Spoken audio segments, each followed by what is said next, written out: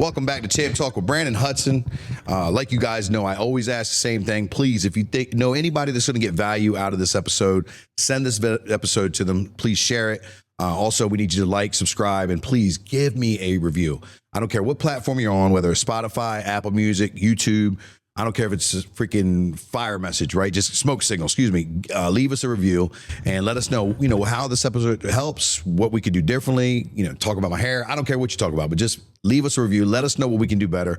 I read all the comments on YouTube. I know I shouldn't. I read all the comments everywhere, but it just helps us get better, helps us provide more value and be able to give you guys what you guys need and ultimately help the people. So, but without further ado, listen, I am super excited to have this next gentleman on my podcast. I don't know if he's my first one, but he's the first mentor that I can recollect. Back before I didn't even know he was my mentor. I just thought he was my boss, but he was actually schooling me to things, to lifelong lessons that I didn't realize until I became a business owner and became a leader, that he was helping me then. But I am happy to announce that we have Mr. Matt Miller here on the show today. Matt, how are you today? I'm good. Thanks for being here. Good. So you guys might want to turn up your volume a little bit. He's got one of those commanding voices that are real low, but you hear everything. So Matt is the owner of Eurshalll Miller's Body Shop. That is a body shop that has been on the Eastern Shore for almost 60 years. It's actually been established in 1976. Matt had, his father established the business. Matt had took ownership of that in 1986. So next year will be 50 years. And Matt, I guess the first question I got to ask is, how did you do it?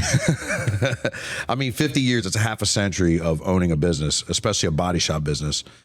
Compared to 1986, 1996, 2006, 2016, all these different decades just to hit that 6 marker. I mean, the body shop industry's changed significantly in that time. At least, with restrictions, with guidelines, the way that people write and do estimates. Just real quick, how have you been able to do it, man? What's been the secret? Well, everything started initially by working in the business. Coming up under my father and learning the trade and learning things that he taught, not only work ethics, but life lessons as well. So those things kind of go hand in hand, but just perseverance and dedication, always put my faith first and family comes next, guidance from mentors and people through the years that I really, same thing, didn't realize were same type of people for me as well. Means a lot looking back and seeing those things. Yeah, I mean, I had to throw that in there as far as you being my mentor because, when I started with you, I had a certification of writing estimates it was an independent appraisal service that for our listeners that don't know, you get contracted out by the insurance companies and you're the eyes for the estimates and kind of the liaison between the body shop and the insurance company. But I mean, that was like preschool until I really got, in the body shop and was learning on. I started off as a customer service rep and, in the 7 years I was there, worked my way up to manager. And the most powerful part, and I think the most valuable part of it all that I got is I sat next to you every day. Like we were in the same room every day. So, the ongoing conversations, the ongoing situations. I get off a phone call, you're right there. You get off the phone call, I'm right there. And, at the time I didn't realize how much you were mentoring me. I knew I was learning, but, and I'm not talking about just body shop. You taught me how to manage people. You taught me how to manage, be the liaison between, 4 different facets. I had to be the guy that we had to be cool with the insurance company, so to speak, but I also had to, I had to be cordial. We had to make them happy. We had to work together. I had to make the body shop money. I had to make the guys, we had to make sure they were making money and somehow find this middle ground so that the customer was happy. You know what I mean? Absolutely. And that was a incredible learning experience that I had. And I didn't realize how much I was learning until, I got into, owning my own business, right? And understanding the difference between having the operator's mindset and having the actual, business owner's mindset, because it's two different lanes, and a lot of people think that, oh, the business owner's only for them, and they're only for them, and they're only making decisions for what's the best for them. But really, there's so many decisions that need to be made for the bigger picture. It's not just for the business owner. I'm sure you can agree with me. If we wanted to make money, we probably would not have started a business, right? Because of the No, absolutely. Most of the time, business owners, when they start, they can make more money working for somebody else than they do themselves. A lot of business owners are good business owners. They start in the business because they want to make a difference. Mm-hmm. It's about helping people, serving others. I mean, that's our high priority. Sometimes things get skewed along the way, but in the grand scheme of things, it's not always about money. It's very important. Don't get me wrong. Yeah. But we have several goals in our business we have to meet. We got insurance guidelines, we got customer guidelines, and sometimes what we know and what we can do and can't do, sometimes there's a clash of differences there. We try to mitigate those as best we can. But our ultimate goal is to make everybody happy. That's tough. Yeah. Especially in our world, so to speak. You got a new car and you want it like new. That's how it came from the factory. That's how you want it back. But there's cases and instances where things happen and things don't work out the way that you want to sometimes, especially if you're claimants or stuff like that. You don't have a policy per se, and insurance companies sometimes want to do them different than what we want to do them. So we have to navigate that and do what's best for everybody. So sometimes you have to swallow a little pride a little bit sometimes. And, the best thing to do is keep the customers involved. When the customer gets involved, customer knows what's going on. They're the ultimate one that pays your paycheck. They pay the premium and they pay us. So without them, we wouldn't be here. And I appreciate every one of them. And they got the car. Absolutely. Yeah.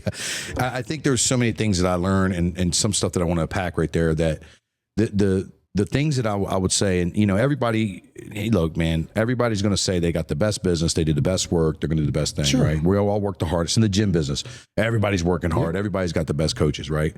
One of the things that I saw, a handful of things that I saw firsthand from working with you and being in your environment. One thing is a vehicle is not always perfect when it comes from the factory. Absolutely. So if you ever get a vehicle and you buy it from the dealership, folks, let me tell you something. It may not be perfect. But some of the things that stood out, and they always stand out to me, and they'll forever be life lessons, is one, quality first. You put together some beautiful cars. There's never a hack job that comes out of there. There's never a corner cut. You will lose money, and I've watched you. You will lose money to make sure that vehicle is done right. It's not your favorite thing you want to do. That's of course, right. Nobody's. But before you sit here and just crap on a customer, or before you sit here and compromise the quality, it's just not going to happen. You just won't do the job. And that I respected so much. And when you have that value, that's a very difficult thing to carry, because the case in point, you have, a customer that doesn't know what they have or don't know what they don't have. And you have an insurance company who is, they're in the business to save money and make money for themselves. So when you have quality versus those two adversities,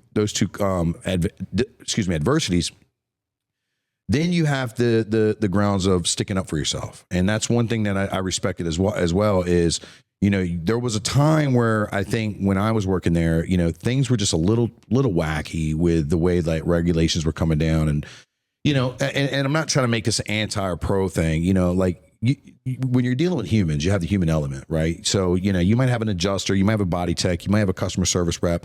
You might have all these people that all of a sudden their egos come into play when they're writing an estimate or when they're doing a job. And, sometimes it's not about what they write. It's about who you're talking to and how you communicate that with. But there was a time when it got a little wacky when I was working for you, when I thought that, they were just, some of the adjusters were just asking for things, and some of the insurance companies were asking and not wanting to pay for some things that just flat out wasn't right. And that's my opinion. That's Branden Hudson's opinion. I'm not trying to bash anybody. That's just my opinion. I saw it firsthand. And you took a stand. I mean, you were like, look, we're going to do quality work, but also we're not going to compromise my shop and my integrity or our pay. And that's where you talked about keeping the customer in line. And we would contact the customer. And it was a tough conversation we had to have. Absolutely. Because the customer came in with the expectations of getting their car done, paying their deductible, moving on. And here I am calling them up saying, hey, look, unfortunately, we can't come to common grounds on this estimate. This is what it's cost to get it done right. This is what we're getting the allowance on. We need you to make a call.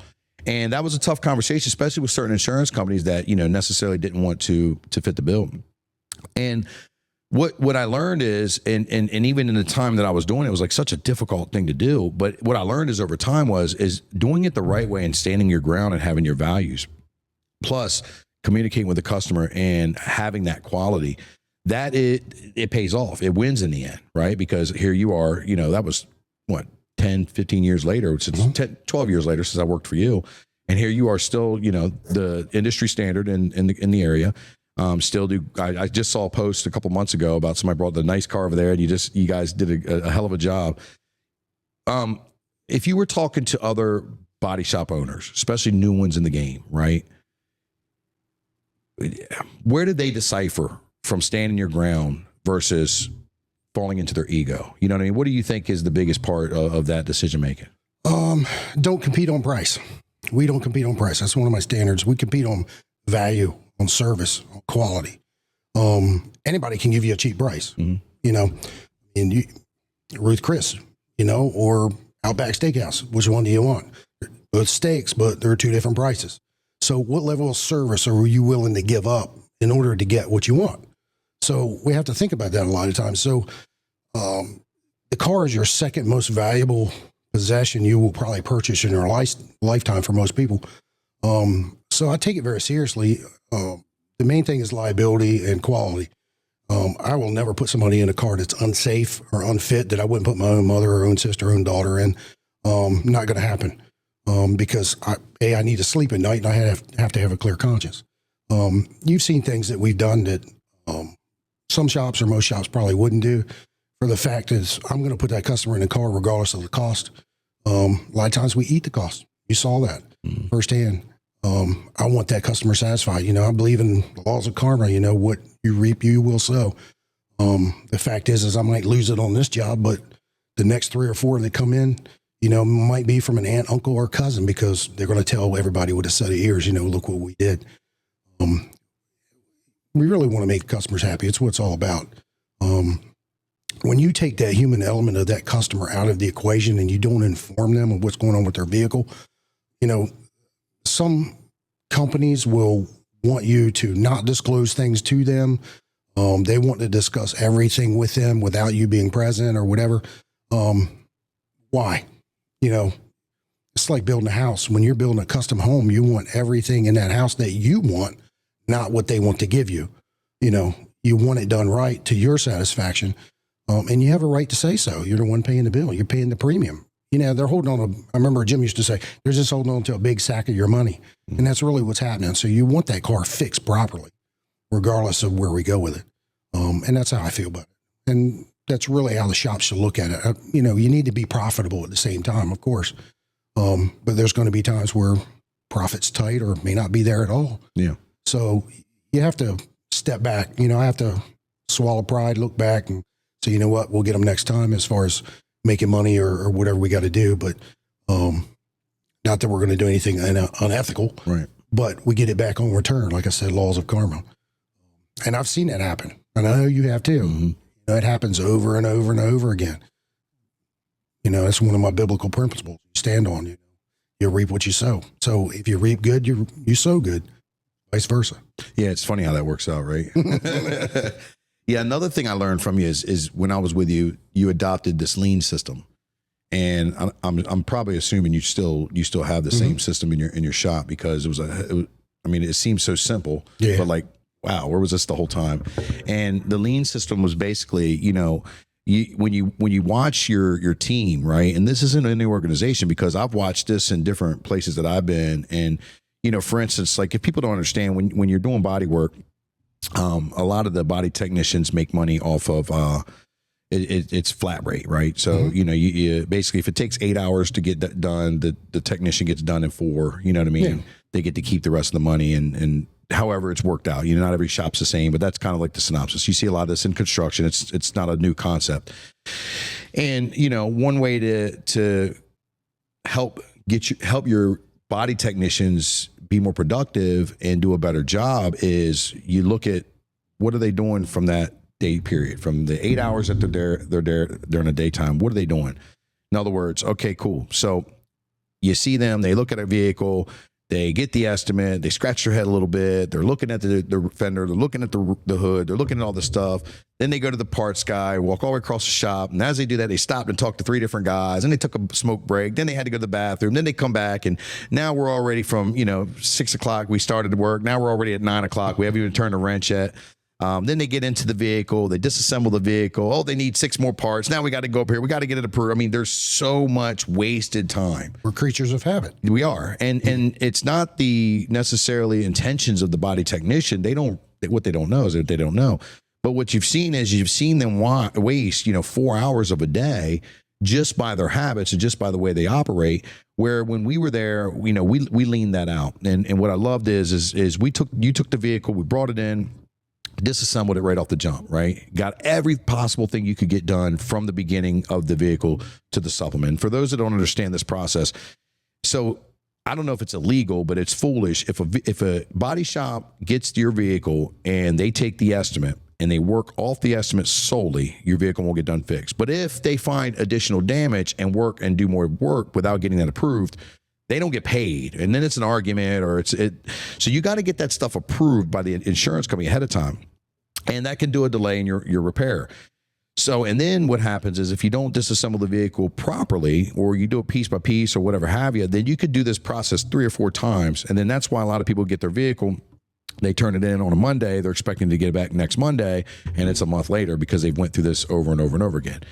Where you adopted this lean system that, basically we disassemble the vehicle up front. Let's get every little bolt, crinkle, fender, all we can off the on the estimate, get that approved, and then once we get that approved, move forward, and then hopefully we won't have any more issues and get it out and get it faster. Then let's manage the guys better. Let's make sure that we've got the guys coming in. Hey, look, you're going to do this vehicle. Let's get all these supplements done by 10 o'clock. Let's get these teardowns. Then we're going to go into that because you're not going to stop people from wanting to talk and jab and all that. And who wants a culture like that, right? But at the end of the day, we do want to get productivity and manage well. Have you seen that work in other areas in your life when you adopted that lean system? Was that something that you were always like and that you always had with you? Or because I know when I learned that, it just was like a light bulb for me that went off in so many areas of my life. Toyota lean system, or Kaizen way, as they call it as well, was developed through Toyota. They're quite a bit different in the way that they do things than General Motors. General Motors, Ford, they all produce parts on mass quantities. So they store them in warehouses, so they have a surplus of everything. So they have inventory that's costly. So with Toyota, their idea with the lean way or Kaizen way is to have the parts arrive the time that they need it when the car comes off the production line for the assembly plant. So conversely, their inventory is low. So their investment in those parts sitting there in storage, warehouses, overhead, all of the people to oversee that product is quite costly. So they cut all of that out. So it's not my idea. It was just an idea that I borrowed, from some other people and learning some different things. And it works effectively as long as it's managed properly and as long as people look at those things. Saying goes, you can't manage it if you don't watch it, don't look at it. We're creatures of habit. We could always take a straight line and draw from point A to point B and walk across the floor and do something. But a lot of times we veer or detour and do things that, because it's part of our day. Stop, talk on the phone, whatever the case may be. We're just creatures of habit. So we manage people and we manage our time, and we try to be productive doing that. We took pictures, as you saw. We took pictures of stuff and we labeled cabinets and we labeled where things are supposed to go. Our flat rate system that we do is pretty much the same as a mechanical system in a mechanic shop in a dealership. It's no real difference. So they're paid on the same principle.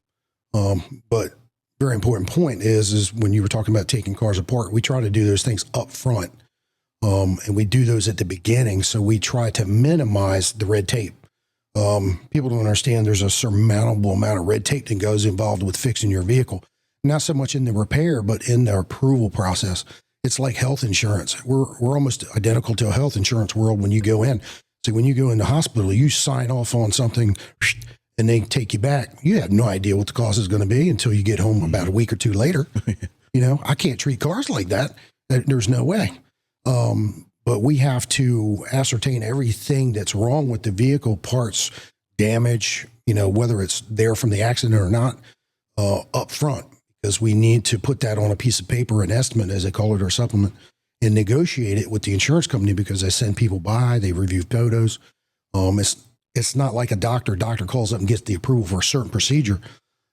It's kind of that way, but we're doing it, but they're inspecting it and they're saying, hey, this is approved, that's not approved. So if I have to take the car apart and inspect it 3 and 4 times because all that red tape, that's 1 to 3 days of approval I got to wait from the insurance company every time. Mm-hmm. So if I don't do everything up front, then I don't maximize our potential of getting it back quicker. Time's money, and we don't make more money the longer we sit on cars, despite what some people think. Yeah. But the fact is we want your car back as quick as possible. But there is a timeline involved there of getting it back too quick, because at that point, you're not looking it over properly, you're not QCing it properly, or quality control checks. And you try to shove stuff out the door just to get somebody happy, which you see me do. I'll pay for a rental in a minute, just to make a customer happy. So I got a few extra days to look it over, make sure it's right. I mean, there's over 30,000 bolts and nuts and parts on a vehicle at any given point. BMW has over 35 computers on it at any given time. Holy crap. So technicians in our field are multifaceted. They're different than a mechanic shop. Mechanic shop are typically parts replacers. And please don't misunderstand me. They're very important, and they're very good at their job, and they're very dedicated and talented. But we have to have artistic ability along with those things. Mm-hmm. So we have to sculpt damage from nothing or from something that's mangled. We're not just replacing a wheel, a tire, a hood, or fender, or door. We have to fix mangled metal to a point where it's unseemingly different or difficult to do, to make it look right. And if it doesn't, then the end product doesn't look very good. Yeah, so many people think it's easy to just pop a dent out. Right? and all right, so hypothetically speaking, folks, for my millions of listeners that are listening across the country, right? So we're just going to pop a dent out, right? So take a plunger and just snap that dent out, and the dent metal is not compromised at all, right? Or excuse me, the strength of the metal is not compromised at all, right? So no, that dent won't just pop back. Wrong, that's not the case. So if you know anything about repairing a panel, right? Not only do they have to essentially pop the dent out, but then they have to put body filler in there to get the strength back. Well, one of the craziest things, and I still can't understand or figure it out, because I never worked on cars, right? So I've got all these talents of talking, but I have no talents on my hands at all. The only thing I can do is get beat up pretty well. But when you talk about repairing the metal, when you apply body filler and sand that down, and then prime it, and then get it ready for paint, and then paint it with color, and then clear coat, people. The most common eye does not see like ripples in the paint and like the little edges in the finish and things like that, where most people be like, oh, that's cool with me, I'm good. Well, that's the artistic ability. Correct. Because when a technician runs his hand over a flat panel, we'll say it's never flat. You have to be able to visualize with your mind the contour of that panel from what you're feeling. So you have to visualize it, see what the damage looks like in your mind, and then know how to correct it. So when you're applying filler's applying pretty simple and straightforward, but the process in which you use to sand it down or block it or make it look right is simple in itself, but you still have to do it in such a way that when you get done feeling it, it's flat or it's curved. The difficulty becomes in when you got multi contours, and corners and edges and all that kind of stuff. And all the while you got to maintain the structural integrity of the vehicle. You have to fit gaps within 3 millimeters, which is like the thickness of a nickel. Lights have to line up, and then you're coupling all that with computers and now with ADAS systems and electronic braking and all of the goofy stuff they've got coming out now that's going on. I mean, some of this stuff's been out for a long time, but it just makes it more difficult. So not only they got to be multifaceted and talented and artistic. Now we have to learn more computer skills, because now you got to hook it to a laptop, and you got to hook it to a computer, and you got to dial up, to somebody in Texas, and they got to scan it with a factory remote tool, and to make sure all the computers are talking to one another. It's very technical, and it's very mind blowing at times. I remember when they came out with the battery cars. They weren't quite Teslas at that point, but they had just come out with the hybrids and everything. And Yeah. They're like, don't touch the battery, you'll kill yourself. I mean, it was like a big deal and things like that. What, you talked about your faith, you know what I mean? Let's switch gears a little bit. You talked about your faith, and, that was another thing. I've always been, a man of God. I've always been a person that believed in Jesus Christ. Obviously, I could definitely have been a better follower and stuff like that. But I know when I worked with you, you know what I mean? Your faith was number one, and you were not shy about that at all. You let that known, and whoever was around you talked about that. Never did you jam it down anyone's throat. You know what I mean? I felt like you were always very fair about the way that you talked about God and talked about your journey and the way that you believe. I don't want to ask such a simple question of how important has faith been in your business, but when you face trials and tribulations and you face difficulties, you know what I mean? Is that where you ran to get through those times? I know it's easy to say yes, but like for somebody who might be on the edge or kind of teetering with faith, or somebody who's like, they've been told to pray all their life, but they never heard God talk to them, so to speak, or something like that. How could you convey that message to them? Because I know, we've talked, but I want our listeners to know, how important has faith been with being able to run a business for 50 years? You know what I mean? And being able to, raise build a family, raise two wonderful daughters, and deal with all the things that you've dealt with, and have hundreds of people, if not thousands, come through your business and so forth. What has faith been, and how much of a role? And give me a rundown on that. Probably the most important facet. God first has always been. When there's difficulty that I've had to face, or things that I don't know what to do,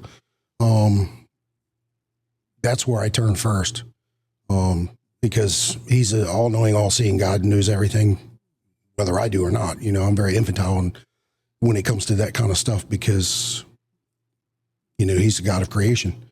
One of the things that I live by is, don't judge somebody because they sin different than I do. I like that. I've grown up in church a long time, and seen a lot of people, a lot of things I didn't care for. Church is a hospital, just like anything else. It's there for sick people. It's there for people to attend. You want to be there. But people get saved outside of church. We all have sinned, just like the Bible says. But the fact is that nobody's without sin. And to judge someone else because they do something different than I do is ludicrous, because, who am I? That I could be the thief on the cross, or I could be the other guy on the other side of the cross. The fact is I don't want to be that guy. So I don't want the Lord to say to me when I get there one day, and depart, I never knew you, So faith has been a big part of my life and growing up and business, because there's so many times when I need answers or no one to turn to, no mentor, no one to talk to. There's a lot of people out there to give you advice. But honestly, I don't take advice from people that aren't doing as well as I am or worse. I want to take advice from somebody that's rooted in faith and has a good family, good structure, and doing well, because I don't want to take that advice from somebody that's not, because that's going to lead me in a direction I don't want to go. Yeah, I totally agree with you. There's a common thread. There's a common theme with successful, high-performing entrepreneurs, and faith is always one. Sure. It's the one. You hear so many successful people talk about God first, God first, God first. And, we could talk about it. We don't have to talk about it, but I've got to just be honest. I find myself, my faith is real strong in certain times of the year or even certain years. And then, I'm not honoring my faith like I should. You know what I mean? Still always keeping God first, never blasphemy or anything like this. But sometimes I get caught up in the Branden show, you know what I mean? And I get caught up in my own press clippings. And, I got to say this, man, it really hit me hard this past week with the assassination of Charlie Kirk. and where my faith is right now, Sure. and where I am, positioning myself as a leader, as a business owner, you know what I mean, and where my relationship is with God. When I had first come home from jail, you know what I mean, man, I was all in, you know what I mean. I was like, look, and I still pray the same amount. But again, it's that new shiny awareness kind of wears off, and it was like, I just sometimes when I'm feeling the most lost or feeling the most confused, it's when I know I haven't been really honoring my faith as much. And after what happened with Charlie, you know what I mean, it's just crazy. It's like, all of us can see who got the who don't have the goggles on, that celebrating a man's death is a horrible, horrible thing. First of all, killing someone's horrible. It's tragic. Yeah, it's tragic. But then celebrating it, is something that's just like, what are you doing? Like, that's not even a question of like integrity or class. It's just such a crazy, like, what are you doing? You're celebrating another man's death, murder. Excuse me. You have to look at. Well, I look at it this way. Right, wrong, or indifferent. Charlie Kirk's death was awful. He left behind a widow and 2 young kids, and 2 girls, of which I have daughters, so it hits really hard to me. One too. of them was my son's age as well. Sure. Yeah. It's terrible. We all know where Charlie went, but the fact is I saw a quote the other day that that said that, tyrants, when they die, it's the end of a legacy. But a martyr is the beginning. Mm-hmm. So, and that really hit me hard.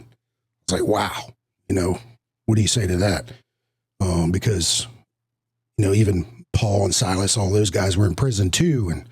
But look what they did, but we have to look forward, and we have to say that, at the end times of Christ, the Bible says he separates the wheat from the chaff, and that's what's happening. So you're going to see good things and bad things, but you're going to see a separation of good and bad. And it's not about one person against the other. It's good against evil. Always has. That's what this time is about. Yeah. And where you stand. The flesh is not saved, but the soul is. And, whether or not we feel good or we feel like doing this or feel like doing that, doesn't matter. Know where you stand with God because you've been forgiven, or vice versa. It's very important. Yeah. No, I agree, man. Yeah, it really made me just. It was wild because I went from out of the country, you know what I mean, and then I left on a school shooting. That was the big news. I go out of the country. I see all these great things. Probably partied too hard. Definitely partied too hard. Had all these experiences where I'm seeing people in the way they live in another place that's not as fortunate as we are. I get sick on the flight home. I'm still battling it right now. And, I had that week of disconnection, and I come home to, the poor girl who got murdered on the bus. That was first while I'm in the airport. And then I come home to the Colorado shooting, and then Charlie Kirk, and then all this nastiness. And then I'm like not in my right self because I'm literally losing 20 pounds in 5 days from stuff coming out everywhere. And it just hit me so hard, man. It was just like, Branden, what are you doing? What do you I feel like I can't do enough. Well, God's people need to wake up. Meek doesn't mean weak. Yeah. And most people look at that the wrong way. Faith in people faith in God, comes first, and those things should bring about good and joyous things and celebration. But it also doesn't mean that you're a pushover. Yeah. It doesn't mean you have to stand for what's not right. I think the church has been silent too long. Yeah. And we've been taught, and even me, in being in church and stuff, that you turn the other cheek, and that's great. And that's good and well. But eventually David had to pick up a rock. Yeah. Yeah, that's my battle is like, man, I'm all about everybody, I love people, and I think one of the, it disgusts me how people want to say that Charlie Kirk was a racist and he was a transphobe and all this shit. Listen, I just want to make this clear. There's a big difference between a debate and between beliefs. Absolutely. Okay. When you're debating, and think about this, you're debating for hours upon hours with some of the world's, most passionate, youthful minds that are being brainwashed, in my opinion, by these universities and stuff like that. I'm not saying college isn't good. I'm not saying it isn't right. But there's a lot of agendas being pushed. There's a lot of ideologies being pushed that are extremely biased, right? The colleges from the 90s are not the colleges what we have today. Absolutely not. And, you know, you're debating, okay? Debate is about proving a point based upon facts, based upon hypothesis, and based upon what ifs, right? It's not necessarily saying these are my beliefs. And he had a camera on him all the time. So anybody could take, you know, 100 hours of film and chop it up. I can't believe, man. I can't believe people are so stupid to in today's world to not realize that everything that you see on the internet is manipulated, right? Like that, the TikTok, social media, whatever. Like it's so crazy to me that people don't realize that these videos are made to evoke emotion. They're made to get you riled up. Absolutely. And the algorithms trick you because once you start liking that one button of the red or the left, you're going to see the, you know what I mean, opposite or pro of the other side. But you know what I mean? For the fact of the matter is, you know, the guy, I saw one video of him where, you know, this young lady's like, hey, do you hate, you know, the LGBT? Do you hate trans? He's like, how can I hate who I have love for? Exactly. Right? He's like, I don't agree with the way you choice, but that's my beliefs. He said, but I love you. You know, so I want to see you be comfortable in your own body. Absolutely. And, you know, that was so powerful. So when you say that, you know, I'm getting a little caught up, you know, I'm getting a little choked up about it because, you know, I'm all about everybody. I want everybody to be involved. I want everybody to be, everybody's on the team, you know, but at what point, you know, like you said, what point do you keep turning the cheek? You know, what point? And then at that point, what point do you, you know, what point do you take it farther? You know, like how far do you take it? You have to realize who your enemy is. We're not fighting other people. Yeah. And that's part of the problem because we see it at face value of what that person is. You know, that person that's doing the attack. We want to lash out at them. You know, I'm guilty of it. That's what I say. I can't judge somebody else because I sin different. You know, sometimes I get angry. I don't hold my temper too. But you know, the fact is that at the end of the day, I gotta apologize or, you know, ask for forgiveness for it too. You know, there's so many people in this world today, and you know, God's message is that He loves everyone, and that's true. Right, wrong, or indifferent. But your actions have consequences. You know, I taught my children growing up. You know, things happen. You make bad choices, but you will have to pay a consequence. Doesn't mean I don't love you. Doesn't mean I don't forgive you. But there will be a consequence for the action. Hardest thing you had to do, isn't it? It's hard. It's tough. You look that little girl in the eye and you tell her there's going to be a consequence for her action. Absolutely.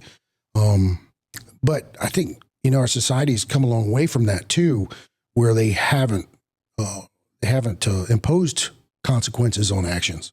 We've let things go too long. We've done, you know, gentle parenting and all of those things. And you know, there's a different way of doing things than old school. Yeah. I get it. You know, my parents weren't perfect either. But I'm still here. You know, some of those lessons I needed a little knock side the head sometimes, you know, because if not, it was going to be a worse consequence. The world was going to delve out worse, way worse than what my parents would ever give me. Oh yeah. You're going to learn the hard way. Sometimes people need that. Some people learn the hard way. But our true enemy is not the other person. We love everybody. Everybody's got, you know, people in family, you know, saying goes, you can pick your friends, but you can't pick your family. Mm-hmm. Everybody's got those. And I love them just the same. You know, I'm not perfect. We don't see eye to eye, but it is what it is.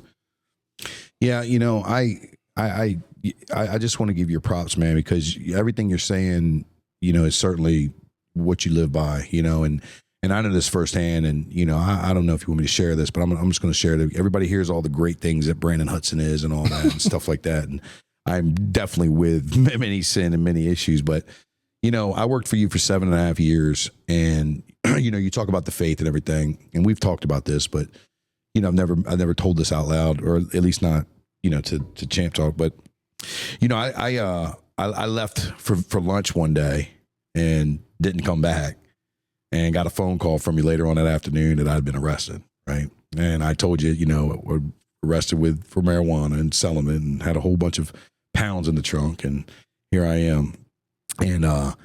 And rightfully so, you fired me. And man, dude, I was just in that world that I was living in. I was so blinded, you know what I mean? About the me, I, you know. I understood you had to fire me, but I expected a handshake, and I expected to be able to come in and, and man, I was so bitter. And then, you have friends that are still working for you, and, I'm hearing this and hearing that. And meanwhile, my life is is just out of control. You know what I mean? It's just, spiraling down and down and down. And I don't see it. I think it's all under control. And, I've been working for you as your number 2 guy for this entire time, living a lie. You know what I mean? Been at your house, shared time with you and your family, things like that. And, we've got the sheriff's account, and I'm shaking hands with all these prominent people that are fighting guys like me. And I go to jail, and I do my time, and I come out, and I have this this new journey and this new life that I'm starting and things like that. And you always think that you're so much farther along in your life than you really are. You know what I mean? Till God smacks you around and makes you realize. And you came up to me. You came up to me twice, actually, and you just gave me regards and said, I hope you're doing well. And I just brushed you off, man. I was so still bitter and hurt, and just like, yeah, whatever, thanks. You should have did this differently for Branden. And man, I carried that on for probably like 3 years. And then one day, and you know this, I just wanted to share this again. One day, I'm sitting here in this gym, and I'm over there fixing the rings with my daughter, the ropes on the rings with my daughter across the way. And I look over, and I saw you, and I saw your wife, and I saw one of your girls, and y'all are working out together. And I'm screwing this wrench, right? So I'm looking at y'all, and you're working out, and I look at my kid, and she's holding the thing for dad, and I'm screwing this wrench, and I drop my wrench. And it hit me like a ton of bricks, Matt. And I was just like, you arrogant piece of shit. Like, oh my gosh, dude. Like, here I'm looking at my kid working for her daddy, helping her daddy. Not one time in the 4 years, 3 years, however long it'd been, ever putting my foot in your shoes, ever thinking about like what you felt like, the betrayal you felt like, how much you poured into me, and how I sat there and just disregarded that as if it was nothing. The danger that you felt that I put you and your family in, all of these things, it hit me so bad. And I said, oh my gosh, I'm not going to do it now, but I have to apologize. I have to apologize to this man, because and then the worst part about it was the arrogance that I had, the arrogance afterwards. Right. And I want people to hear this for multiple reasons. But one, I want them to know that when I did apologize to you, you accepted it. You know what I mean? And you didn't have to. As a matter of fact, I don't know if I would have, to be honest with you, because it was one thing to make the mistake, but then the arrogance that I showed when I was done, after the fact, and then the attempts that you tried to just still say, hey, I'm still in your corner no matter what. I don't know. I deserve that apology, and I'm grateful that you did. I'm grateful that you're here today. And I didn't plan on telling the story, but I think it's worth telling. That's one thing that, you're a man of integrity, and the things that you say and the way that you walk, you definitely live by that, and I appreciate that. And that's another reason why, I've considered you my mentor, my first mentor, because I've learned so much from you. And the other thing is, the other reason why I share the story is, drop your humility, folks. Like, drop your humility, drop your arrogance, drop your ego.